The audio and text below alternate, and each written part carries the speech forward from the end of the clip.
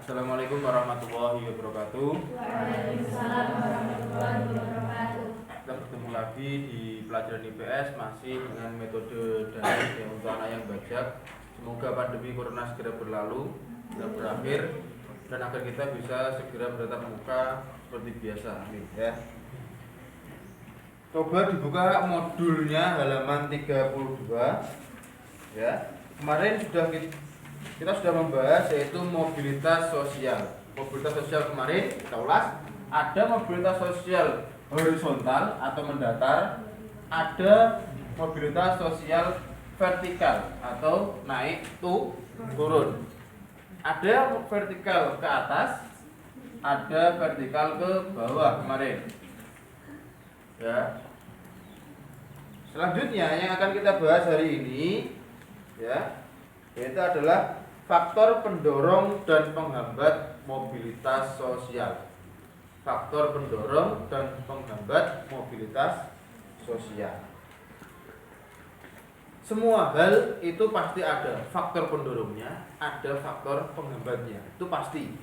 Ya, ada yang mendorong, ada yang menghambat. Kenapa kalian sekolah? Pasti ada faktor pendorongnya. Ya, karena ingin menuntut ilmu, ingin pintar, ingin keluar dari kebodohan. Ya, itu faktor pendorongnya. Kenapa kalian kok kadang-kadang malas untuk sekolah? Karena belum mengerjakan tugas. Karena kalau tidur kemalaman, itu faktor penghambatnya. Ya. Faktor pendorong mobilitas sosial. Ya, faktor pendorong mobilitas sosial bisa dilihat di bukunya masing-masing ya. Yang pertama ada status sosial. Status sosial itu ada yang sudah nikah, ada yang belum nikah, ada yang memiliki pendidikan tinggi, ada yang memiliki pendidikan rendah, ada yang orang kaya, ada yang orang miskin, ada orang yang memiliki jabatan, ada orang yang tidak memiliki jabatan. Itu adalah status sosial. Setelah itu pendorong mobilitas sosial adalah status sosial. Orang kaya, status sosial di masyarakat tinggi apa rendah? Yaitu otomatis tinggi. Karena dia memiliki bawahan. Bawahannya siapa? Yaitu orang yang tidak kaya dipekerjakan bisa jadi dipekerjakan di rumahnya. Kalau orang kaya itu lahannya banyak atau ladangnya banyak, dipekerjakan di ladangnya dan lain sebagainya. Atau orang kaya itu memiliki perusahaan, dipekerjakan di perusahaannya. Itu status sosial. Keadaan ekonomi. Faktor pendorong mobilitas sosial adalah keadaan ekonomi. Jika keadaan ekonomi seseorang itu tinggi, maka bisa dikatakan status sosialnya juga tinggi. Keadaan ekonomi sama status sosial itu hampir sama karena berhubungan dengan kaya dan miskin ya. Pertumbuhan penduduk. Faktor pendorong mobilitas sosial adalah pertumbuhan penduduk. Karena pertumbuhan penduduk juga dikatakan faktor pendorong. Ya. Setiap penduduk yang daerah itu padat. Dan ada daerah padat, ada daerah yang tidak padat. Ini daerah padat. Sebut P, ini daerah yang K atau kurang padat. KP kurang padat. Ya. Bisa jadi daerah yang padat ini ya, pemerintah mengadakan program transmigrasi. Penduduk yang daerahnya padat dipindah ke penduduk atau daerah yang penduduknya kurang padat. Pasti itu juga berpengaruh terhadap mobilitas sosial. Yang awalnya di daerah padat ini susah mencari pekerjaan, akhirnya banyak penduduk yang ditransmigrasi, maka penduduk yang masih tinggal di penduduk yang awalnya padat menjadi tidak padat, akhirnya lahan menjadi berkembang, menjadi luas, akhirnya pengangguran semakin berkurang. Kenapa? Yang awalnya padat dikurangi, otomatis pengangguran semakin berkurang. Yang awalnya mencari pekerjaan di sini susah, akhirnya mudah. Ya, yang awalnya di sini kurang padat, banyak daerah atau lahan-lahan yang kosong, akhirnya bisa ditanami, bisa dimanfaatkan oleh penduduk yang dari padat tadi. Ya, itu yang membuat mobilitas sosial atau pendorong mobilitas sosial, yaitu ada pertumbuhan penduduk. Ada pertumbuhan penduduk total, ada pertumbuhan penduduk alami. Kalau penduduk alami itu yaitu dari kelahiran dan kematian. Kalau penduduk total, kelahiran, kematian ditambah transmigrasi, perpindahan penduduk. Ada situasi politik. Situasi politik itu juga berhubungan atau salah satu faktor pendorong mobilitas sosial. Kenapa? Ya, situasi politik itu berhubungan dengan faktor pendorong. Contoh, pada waktu zamannya Pak Soekarno atau Pak Harto lah, zamannya Pak Harto, sekolah wajib 6 tahun. Zaman Pak SBY sekolah wajib 9 tahun. Zaman Pak Jokowi sekolah wajib 12 tahun. Ya, misal yang awalnya dulu zaman Pak Harto, orang itu bisa sekolah gratis hanya 6 tahun. Berarti hanya cuma ini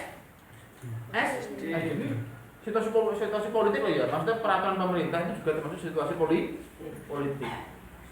Ya. 6 tahun. Otomatis status sosial dia apa? Hanya lulusan SD. Setelah itu zamannya Pak SBY, Susilo Bambang Yudhoyono, sekolah wajib 9 tahun. Anak-anak yang tidak mampu atau tidak mampu untuk sekolah, akhirnya dia mampu untuk lulus sampai SMP. Yang awalnya dulu mau SMP enggak mampu.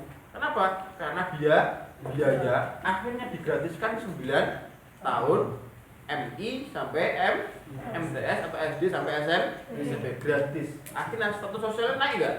Yang awalnya hanya lulusan SD menjadi lulusan SMP. Sama zamannya Pak Jokowi. Yang awalnya hanya lulusan SMP, nggak mampu untuk lulusan SMA, untuk ke SMA nggak mampu, akhirnya mampu. Karena apa? SMA digratiskan. Kemungkinan nanti kalian di sini, ya bisa jadi kalian yang ada di sini ada yang menjadi presiden nanti, ya, atau ada yang menjadi menteri, mencanangkan sekolah wajib sampai S2. Ya, itu kan akan menaikkan status sosial masyarakat. Kenapa? Situasi politik yang kalian buat, ya, ya. Yang kedua adalah faktor penghambat mobilitas sosial, yaitu adalah diskriminasi ras dan agama. Diskriminasi itu apa? Dikucilkan. Ya, oga diopeni. Wong nak gak diopeni itu dia bisa maju gak? Kira-kira. Dia pintar, berbakat, tapi dia tidak diurusi. Kira-kira dia bisa maju gak? Misal ada anak orang miskin, dia hanya lulusan SMA, ya, anak orang mampu, dia hanya lulusan SMA, tapi dia pandai. Ya, dia pandai.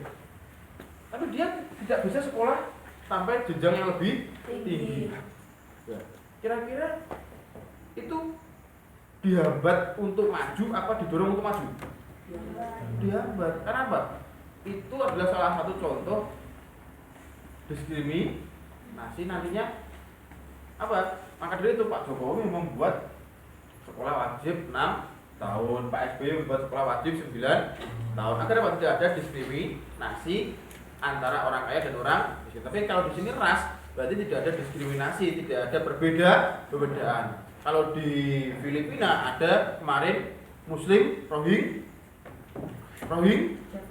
Rohingya, ya, Rohingya itu apa? Muslim Rohingya yang di sana Muslim itu orang-orang Islam itu dibantai, Mas. Itu berarti diskriminasi, tidak diurusi, malah dibantai. Ya, ada yang baru lahir dibunuh, orang perempuan dibunuh dan lain sebagainya, itu diskriminasi. Ya, kalau di Amerika ada diskriminasi ras kulit, yang kulit hitam itu dikucilkan, yang kulit putih tidak. Ya, kemarin ada kasus polisi itu menikam orang, bukan menikam tapi lututnya ditaruh di lehernya orang kulit hitam sampai meninggal, sampai demo kemarin di Amerika itu ya. Itu adalah diskriminasi, salah satu contoh diskriminasi ras atau agama. Ada diskriminasi kelas. Diskriminasi kelas itu ada yang kelas orang kaya, kelas orang miskin. Kadang-kadang ada geng-geng, anak orang kaya kumpulan anak orang kaya, anak orang miskin kumpulan anak orang miskin. Itu diskriminasi, ada perbedaan. Itu adalah faktor penghambatnya. Pengaruh sosialisasi kelas sosial. Pengaruh sosialisasi adalah pengaruh pengetahuan yang berbeda. Sing orang pinter dikasih kelebihan oleh pemerintah ini, orang yang kurang pinter tidak. Itu adalah perbedaan sosialisasi. Kalau bisa itu jangan ada ya. Nah, cukup itu daripada ini. Sekian. Wallahul muwaffiq ila aqwamit thoriq. Wassalamualaikum warahmatullahi wabarakatuh.